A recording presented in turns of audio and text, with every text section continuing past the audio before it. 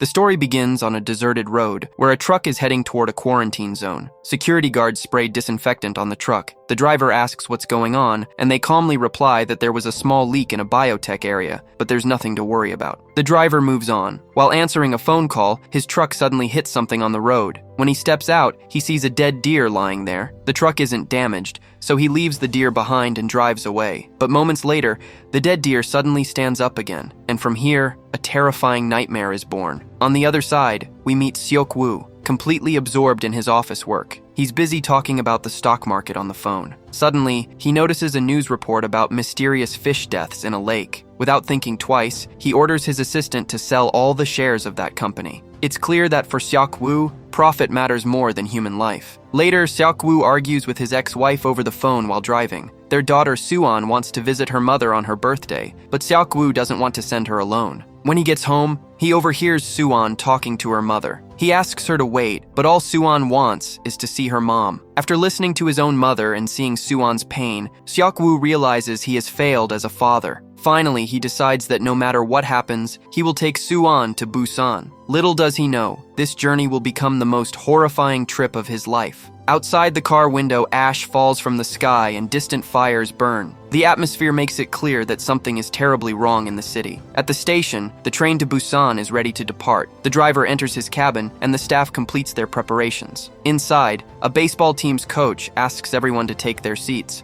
while a cheerful cheerleader enters the coach with energy. Nearby, two elderly sisters quietly share a boiled egg. Seok-woo boards the train with Suan and tells his office that he'll return before noon. But just before the train starts moving, an injured woman stumbles into the coach. As the train departs, Suan looks out the window and sees a man attacking a station worker. Meanwhile, the injured woman has a bite mark on her leg, but no one takes it seriously. Soon, a passenger informs an attendant about a strange man who forced his way onto the train and locked himself in the restroom. He keeps shouting that everyone is already dead, but no one understands him. The injured woman slowly walks through the coach and suddenly collapses. Even then, people ignore her. At the same time, Suan tries to go to the restroom, but Sang-hwa stops her, protecting his pregnant wife and asking Suan to move to the next coach. Moments later, a female attendant notices the injured woman violently shaking and immediately calls for help. Suddenly, Seok-woo wakes up to a phone call. He realizes Suan is not in her seat. His assistant tells him that the situation across the country is getting worse. Passengers start watching news reports showing chaos everywhere. Then it happens. The injured woman suddenly stands up, fully transformed into a zombie. In the very next moment, she attacks the attendant and bites her. Panic explodes inside the coach. The infection spreads to the baseball team, and the bitten attendant also turns into a zombie. Within seconds, the train descends into complete chaos, and this is where the real fight for survival truly begins. In the next coach, the chief attendant starts screaming, telling everyone to run. In the middle of this chaos, Seok-woo desperately looks for his daughter Suan. Suddenly, he notices terrifying movement in the next coach. Even from a distance, Suan hears people screaming. Passengers run in every direction, trying to save their lives. Right in front of Seok-woo's eyes, a zombie attacks the chief attendant, and within seconds, she turns into a zombie herself. At that very moment, Suan reaches her father from behind. Seok-woo grabs her tightly and they start running together. A whole group of zombies begins chasing them through the train. Every coach now feels like a path of death. On the other side, Sang-hwa realizes how serious the danger is. He tells his pregnant wife Seong-kyung to move quickly. Suddenly, a woman in front of them gets bitten by a zombie. On Seong-kyung's request, Sang-hwa tries to save her, but he also gets attacked. Somehow, he manages to lock the zombie inside a restroom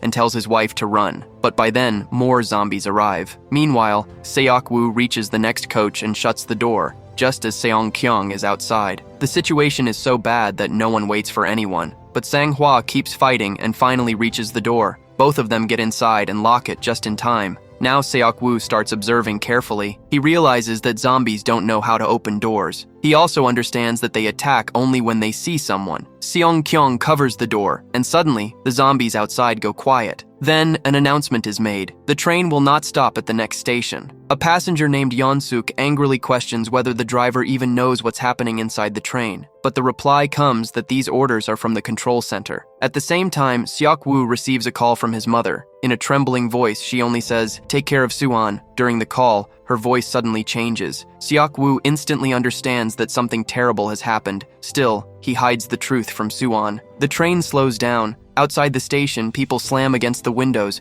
begging for help. In the next moment, zombies attack them, and everything ends right in front of the passengers' eyes. On the TV, a government announcement reports violent riots in major cities. Many areas have been sealed off. Social media is flooded with attack videos. The government declares an emergency and asks people to stay calm while the entire country is burning. Inside the train, the survivors move in the opposite direction, closing one door after another, surrounded by fear. Suan tells her father that her mom's phone is not connecting. Seok-woo makes her sit and keeps calling again and again, but there's no answer. Soon, another announcement comes. The next station is under military control, and the train will stop there. Everyone feels a little relieved, but Seok-woo overhears Yeon-suk talking on the phone, asking which cities are safe. From the conversation, it becomes clear that the station where the train is about to stop is not on the list of safe cities. Seok-woo tells Suan to stay where she is and moves to another coach to make a call. Meanwhile, Sang-hwa asks Suan about her father. When he finds out that Seok-woo is a fund manager, he sarcastically calls him a bloodsucker. Suan innocently agrees. To lighten the mood,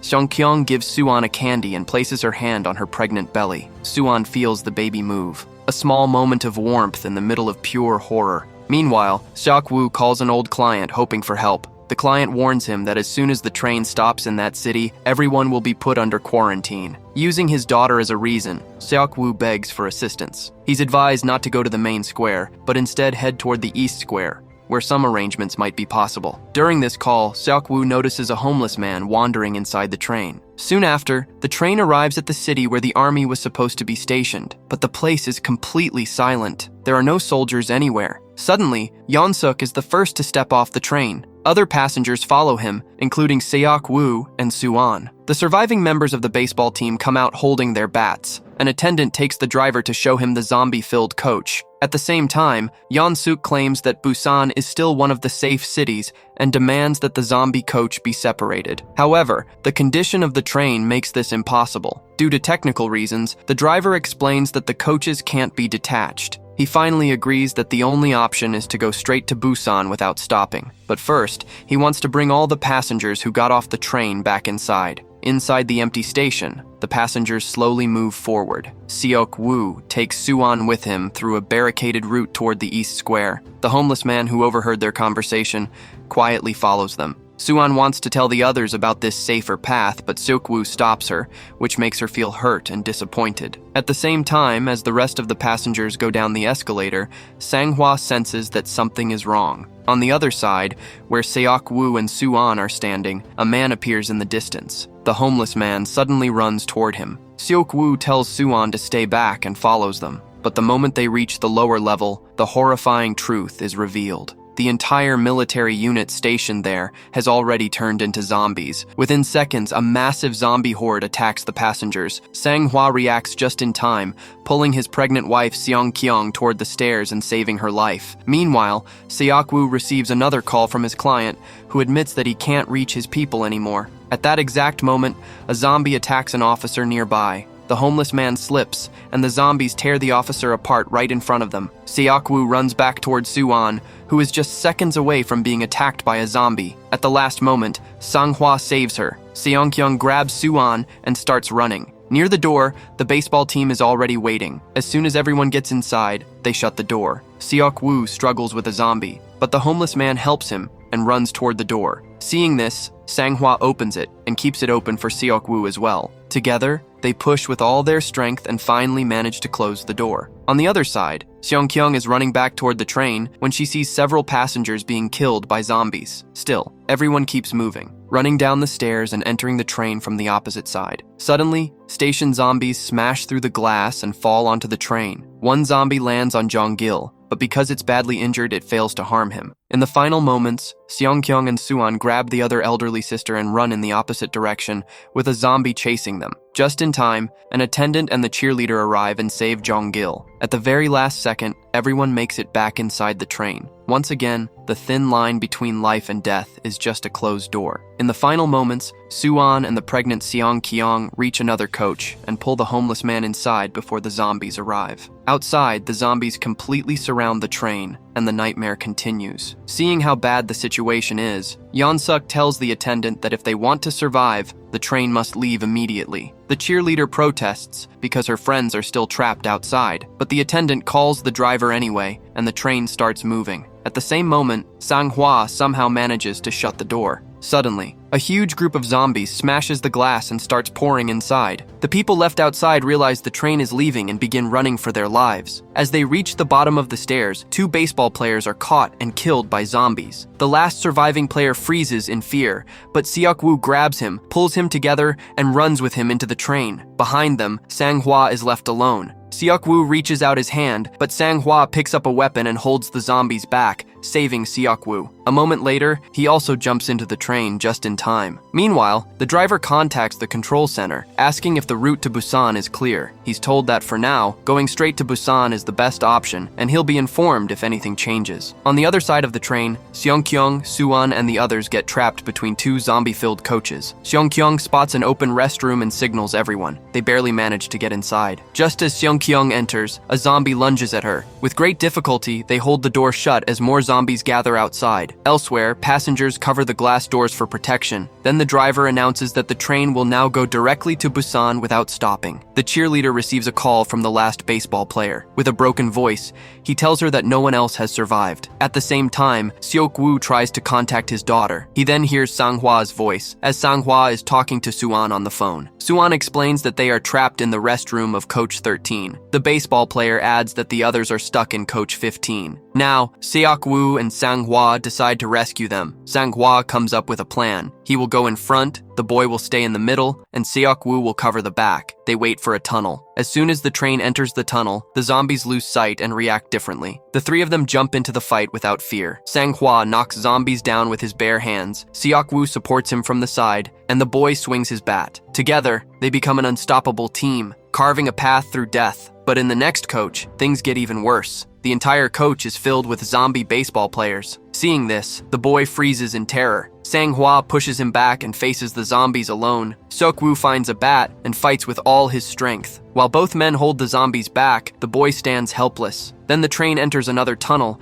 and the zombies suddenly change their behavior again. Seok-woo bangs the bat loudly. Drawn by the sound, the zombies rush toward it, and the 3 manage to escape. As soon as the train exits the tunnel and they cross the door, the zombies attack again. After a brief pause, Seok-woo comes up with another idea. He says they can use mobile phones as bait in the next tunnel. In the darkness, they enter the next coach. Seok-woo throws Sang-hwa's phone behind them and makes a call. The zombies rush toward the ringing sound, allowing the 3 to move forward without fighting. Finally, they reach the restroom where Suwon and the others are trapped. Everyone is relieved and happy to see them alive. The baseball player finds another restroom, and as the next tunnel approaches, he quickly moves everyone inside. For a moment, they are safe again, but the nightmare is far from over. By now, Seok-woo has fully understood the timing between the tunnels. The baseball player sends a message to his cheerleader in Coach 15. She happily tells everyone that he's coming and that he's alive. But this is where the story takes a dark turn. Yeon-suk doesn't like the idea of letting them enter his coach. He suspects they might be infected. Shockingly, most of the passengers agree with him. The cheerleader begs the attendant for help, but even he sides with Yeon-suk. As the train enters a tunnel, everyone comes out of the restroom. Now, they must cross through the zombie-filled coaches. They crawl forward using the luggage racks. Seok-woo distracts the zombies, helping everyone move into the next coach. But suddenly, the homeless man slips. Seok-woo goes back to save him, and both get trapped. The train exits the tunnel. Seok-woo starts counting the seconds, but the homeless man makes a mistake. He steps on a soda can. The sound alerts the zombies, and they rush toward them. Somehow, they reach the door, but a zombie gets stuck in it. Sang-hwa holds the door with all his strength. On the other side, the baseball player calls out to his cheerleader, but the door is locked from inside. The people in Coach 15 have already sealed it shut and refuse to tell her the truth. Seok-woo moves forward to help Sang-hwa, while the baseball player tries to break the other door. Suddenly, a zombie bites Sang-hwa.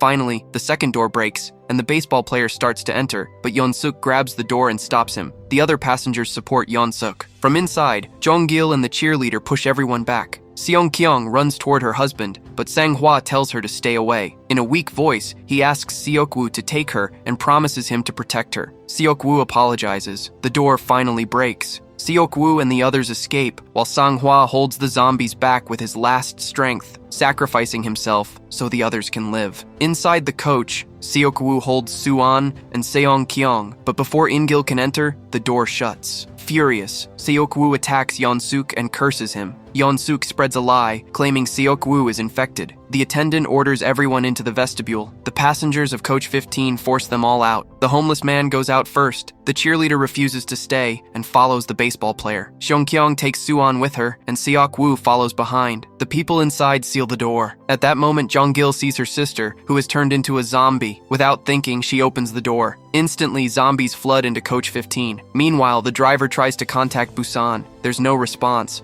Only flames burning across the city. Seok-woo finally speaks honestly with his daughter and promises to take her to her mother for her birthday. Then his assistant calls. Busan has the strongest security, and the virus started from Seok-woo's own company. Suddenly, the train stops hard. The track ahead is blocked. The driver announces he'll take survivors to Busan using another train. Yeon-suk and the attendant survive. The driver finds the first train filled with zombies and searches for another. Seok-woo tells everyone they must find a way to Busan. The driver locates an empty train. Elsewhere, Yeon-suk, trapped in a restroom, pushes the attendant toward the zombies to save himself. A burning train crashes, separating the trains. The baseball player helps the cheerleader onto one train, but as he breaks the door, Yeon-suk appears and sacrifices her. The player escapes, but the cheerleader turns in his arms and bites him. Later, Soo-an wakes Seok-woo. Seok-woo, Seong-kyung, and the homeless man are trapped under an overturned zombie train. Yeon-suk runs toward the moving train. The driver seems ready to help, but Yeon-suk abandons him. The structure collapses, but Seok-woo creates a path. As he turns back to pull the others, debris falls. Zombies smash through the windows. The homeless man holds them back to protect the women. Seok-woo clears another path, and the two women escape, while he stays behind. Moments later, Seok-woo, Seong-kyung, and Soo-an reach the moving train. Station zombies swarm it. All three climb aboard, fighting them off one by one. Inside the cabin, they find Yeon-suk, half transformed. He opens the door. Seok-woo reveals the truth. Yeon-suk is infected. As Yeon-suk fully turns, he attacks. Seok-woo fights him, and Seong-kyung helps, but Yeon-suk bites Seok-woo. Now the truth is clear. Seok-woo chains himself, throws Yeon-suk out, and accepts his fate. He locks the two women inside the cabin and explains how to use the brakes. He tells Soo-an to reach Busan with Seong-kyung. It's the safest place. Soo-an refuses to let him go, but Seok-woo gently frees himself from her grip. As his daughter screams, Seok-woo remembers the day Soo-an was born and jumps off the train. In the final moments, the train stops due to blocked tracks. Seong-kyung and Soo-an step out and walk through debris and dead bodies into a dark tunnel. On the other side, soldiers aim their rifles, unable to identify them. The order to shoot is about to be given. Then Soo-an begins singing the song from her recital. The soldiers realize the truth. These are survivors, not infected. So,